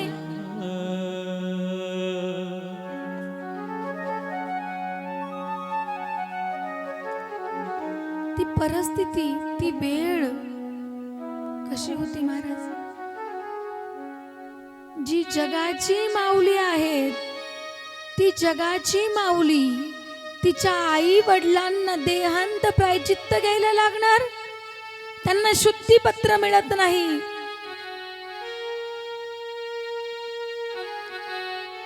आणि अशा नाराज चेहऱ्याने रुक्मिणी मातेला वाटतंय का काहीतरी आता चांगला संदेश मिळेल. रुक्मिणी माता विचारतायत, विठ्ठल पंत आले, बसले महाराज. रुक्मिणी माता विचारताय, काय निरोप आला? शुद्धीपत्र मिळालं का? काही शुद्धीपत्र मिळालेलं नसतं महाराज. कुठलाही शुद्धीपत्र मिळालेलं नसतं. संतांच्या आई वडिलांना देहांत प्रायचित्त घ्यावं लागतंय महाराज. आणि आता रुक्मिणी माता म्हणताय, माझे लेकरं लहान लहान आहेत महाराज. मुलांना काही कळू नये म्हणून रुक्मिणी माता लेकरांना झोपी घालतात महाराज.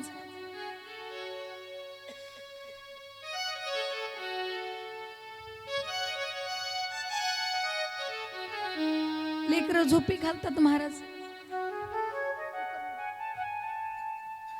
फाटके तुटके कपडे त्यांच्या अंगावरती टाकतात महाराज. जनाबाई साहेब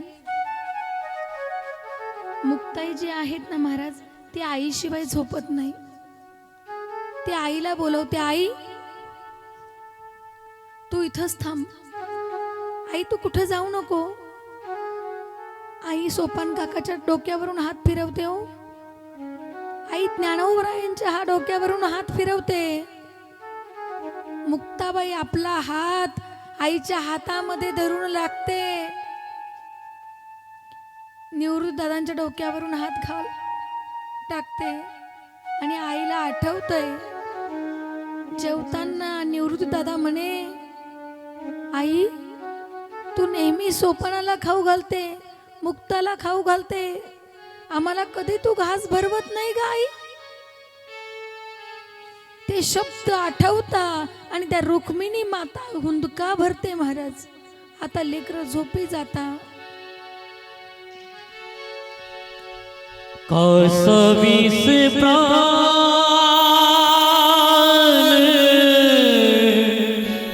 म्हणते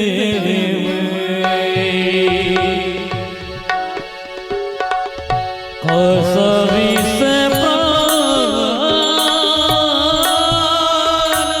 म्हणते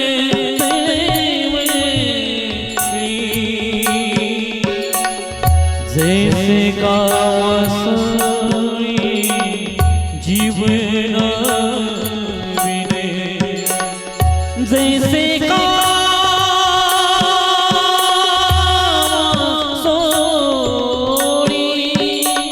जीवन आज प्राण कासावीस होता तो त्या रुक्मिणी मातेचे.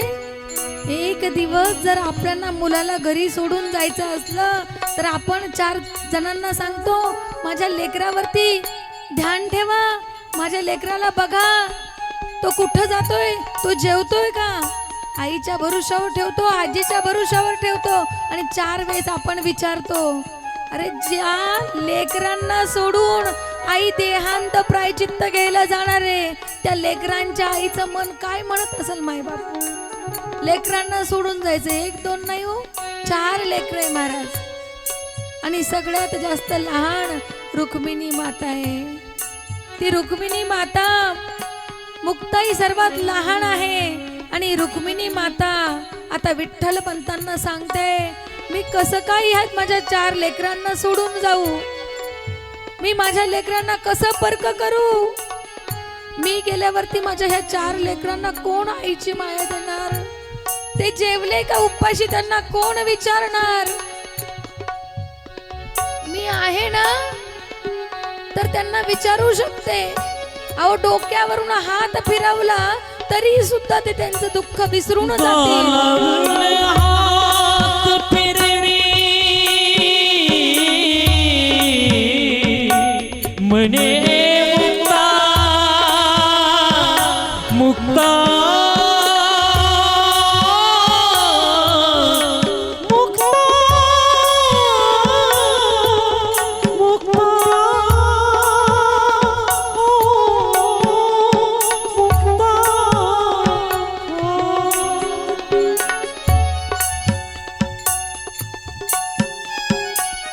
मुक्ताबाईवरती विशेष प्रेम करायच्या महाराज. माझी एवढीशी मुक्ता आहे, तिला कशाची समज नाही हो, ती कशी राहणार. विठ्ठल पंत म्हणतात की माझी जी शिक्षा आहे ती माझ्या लेकरांना मिळू नये ना, म्हणून मला देहांत प्रायचित्त. रुक्मिणी मातेला सांगतात की मी एकटा जातो देहांत प्रायचित्त घ्यायला, तू येऊ नको. मी केलंय ना ते मी जाईल, तू नको येऊ, तू लेकरांची काळजी घे. रुक्मिणी माता सांगतात देहांत प्रायचित्त आपण दोघही घेऊ, ज्यामुळे माझ्या लेकरांना चांगले दिवस येतील ना, त्याकरता मी देहांत प्रायचित्त घ्यायला तयार आहे महाराज. जी जगाची आई झाली तिची आई देहांत प्रायचित्त घ्यायला जाते महाराज. लेकर झोपलेले आहेत महाराज. दाई दिशा वाटते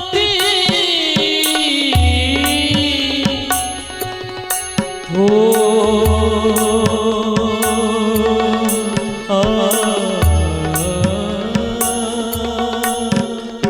मुक्ता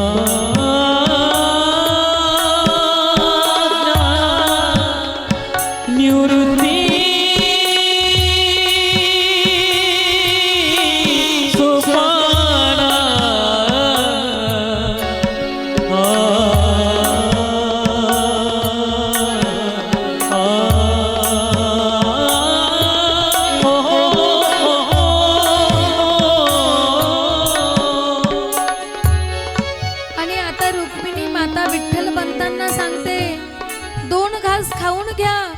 म्हणून पात्र हे विठ्ठल पंतांकडे देते महाराज. रुक्मिणी मातेच्या समोर पात्र आहे, विठ्ठल पंतांच्या समोर पात्र आहे. समोरासमोर बसतात महाराज. दोघही एकमेकाकडे बघताय, लेकरांकडे बघतात. घास उचलला महाराज, तोंडापर्यंत नेला हो. घास गिळला जाईना, पुन्हा घास खाली ठेवला महाराज. लेकरांकडे बघून आईचा पदर वल्ला होत होता महाराज. ह्या लेकरांना सोडून मी कसं जावं? विठ्ठल पंतांनी सांगावं, मी येत नाही, तू जा. रुक्मिणी तू नको येऊ, मी एकटा देहांत प्रायचित्त घेतो. रुक्मिणी मातेने सांगावं, नाही. रुक्मिणी माता त्या बाळकृष्णाच्या समोर जावा.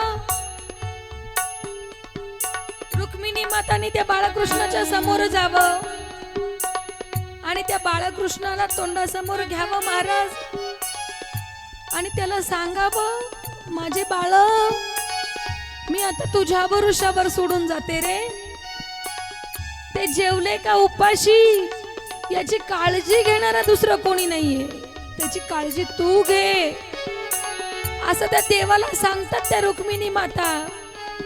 आणि ते कासावीस मन करून आता रुक्मिणी माता आणि विठ्ठल पंत निघताय महाराज.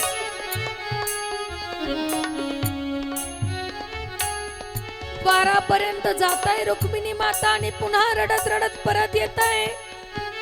मुक्ताबाई वरून डोक्यावरून हात फिरवतायत, ज्ञानोबरायांच्या डोक्यावरून हात फिरवताय,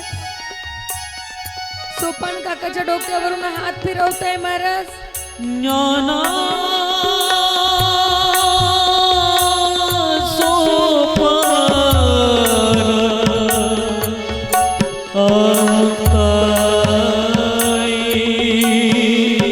निवृत्ती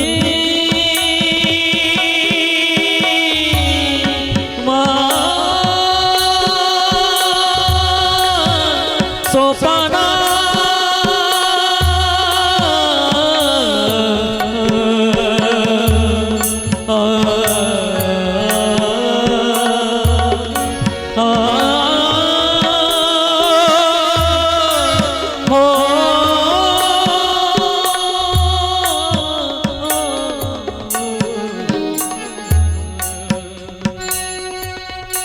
डोक्यावरून हात फिरून पुन्हा द्वारापर्यंत आले महाराज. विठ्ठल पंत रुक्मिणी मातेचा हात धरून निघाले महाराज. द्वारापर्यंत जातात, पुन्हा पाठीमागे येतात, पुन्हा द्वारापर्यंत जातात महाराज. झोपडीच्या त्या फाटेमधून आता डोकून बघताय महाराज, उठले तर नाही ना माझे बाळ. आणि जड अंतकरणाने आता निघाले महाराज. देहांत प्रायचित्त करायला निघाले महाराज.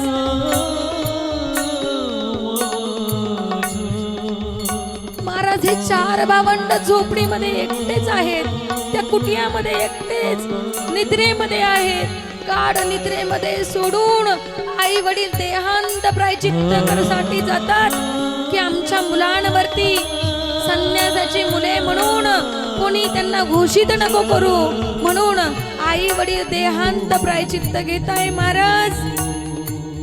सकाळ होते महाराज. निवृत्ती दादा उठतात तो, त्यांच्यापाशी एक चिठ्ठी सोडलेली असते महाराज. ती चिठ्ठी वाचतो निवृत्ती आणि डोळ्याला निवृत्तीच्या धारा लागल्या.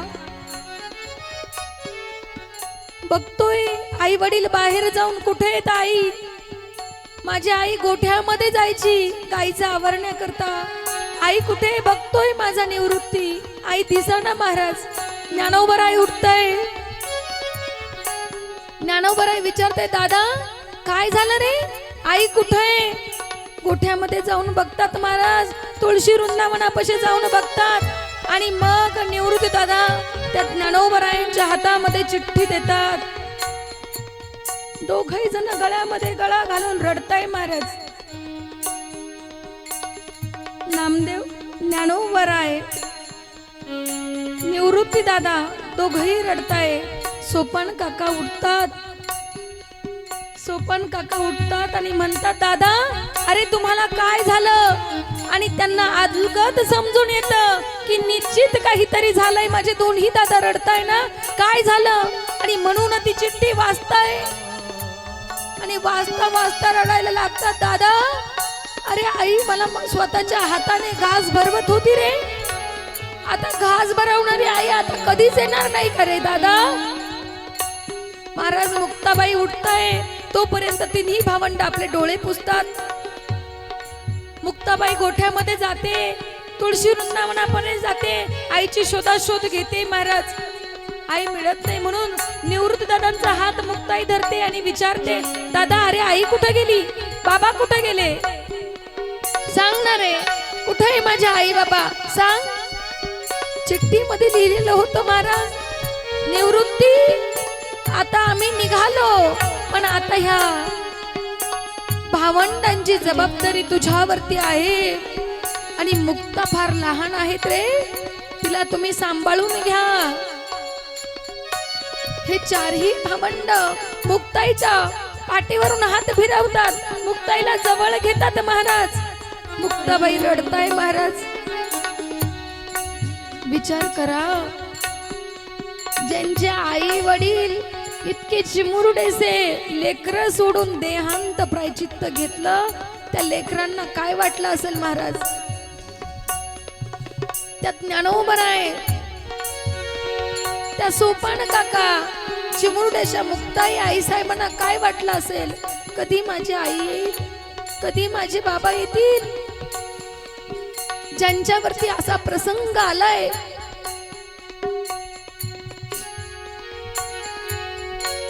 होता सोन्याचा संसार राजराणीचा दरबार, कशी काळाची चाल आली, बाग फुलाची करपून गेली, कस विपरीत घडलं सारे, होता सोन्याचा संसार राजराणीचा दरबार, होता सोन्याचा संसार राजराणीचा दरबार.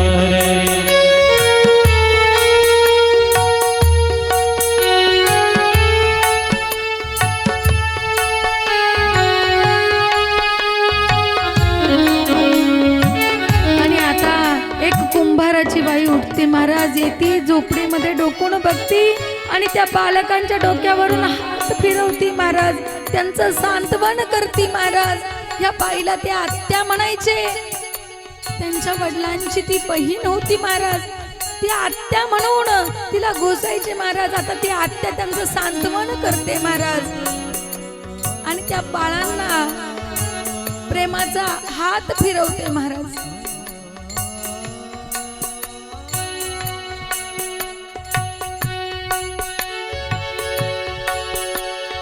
तुझ्या बिना जन्म सुना एकाकीपणी गे, अपार शक्ती दे गे, प्रेम देवता माझी ग, अपार शक्ती दे, जरी कोसळले या पारे,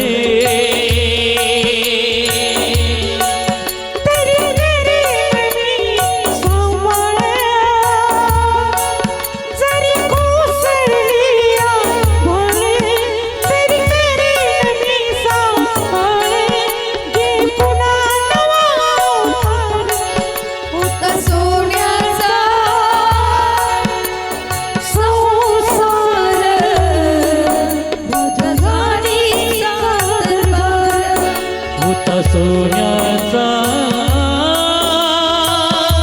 संसार राजा राणीचा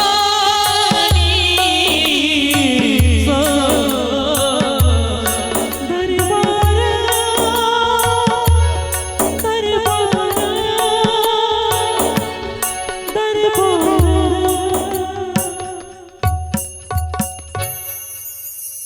अशा पद्धतीने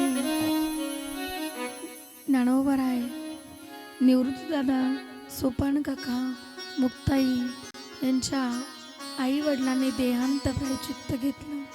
महाराज ज्यांचं देहांत प्रायचित्त बघितल्यानंतर आपल्या डोळ्याला धारा येत असतील तेव्हा त्या वेळेला त्यांच्यावरती काय वेदना होत असतील. महाराज संतांचं चरित्र निश्चित दुःखदायी आहे. महाराज यामध्ये सुख नाही. महाराज सुखाची अपेक्षा कुठं केली नाही. महाराज असं दिव्य अलौकिक चरित्र ज्ञानोबरायांचं उद्याही आपण श्रवण करणार आहोत. आजच्या सत्रामध्ये आपण जेवढी होता येईल तेवढी कथा बघण्याचा प्रयत्न केला. गोड असं सुंदर चरित्र अजूनही सर्व संतांचे श्रवण करायला मिळणार आहेत. 7 दिवसामध्ये होतील तेवढे जास्त संतांचे चरित्र आपण बघू. जितके प्रसंग ठराविक चांगले प्रसंग आहेत ते दाखवण्याचा प्रयत्न करू. झाकी गोड अशी झाकी आमच्या लोकरे दादाने दाखवली. एकदा त्यांच्याकरता टाळ्या वाजवा. आणि गोड संगत करण्यासाठी या ठिकाणी आमचे राम महाराज आहेत, शंकर महाराज आहेत, त्यानंतर आमचे विशाल दादा, विश्वनाथ महाराज, गोड साऊंड सिस्टीम आहेत आमच्या राहुल दादांची, आणि आमच्या गजर माऊलीचा विनोद दादा या ठिकाणी आहेत. गोड सात संगत या त्यांची चाललेली आहेत. गजर माऊलीचा या चॅनलवरती यूट्यूबला तुम्ही टाकल्यानंतर कार्यक्रमाचं प्रक्षेपण होत आहे, तुम्ही बघू शकता. आजची कथा याच ठिकाणी थांबते. झालेली सेवा गुरुवर्य परमपूज्य संत स्वामी अनेक रूपी महाराजांच्या चरणी समर्पित करते आणि याच ठिकाणी थांबूया. आजचे जे आरतीचे मानकरी असतील